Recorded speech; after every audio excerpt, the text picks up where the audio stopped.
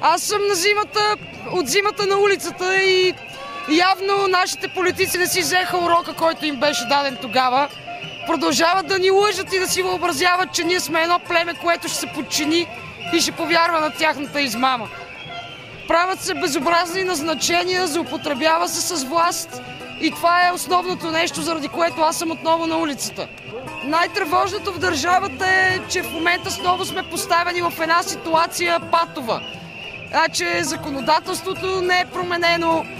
Ние от една страна искаме оставка и нови избори, от друга страна, ако те се проведат, че повториме ситуация от преди 2 месеца.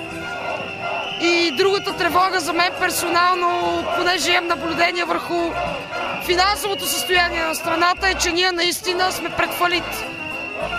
За мен всички, които са в момента, трябва просто да се скрият в миша дупка и да не се появяват отново по никакъв начин.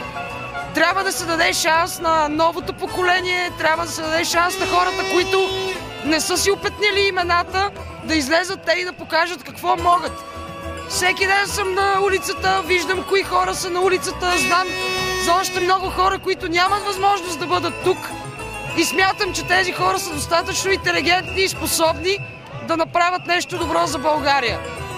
Много ти благодаря. И аз благодаря.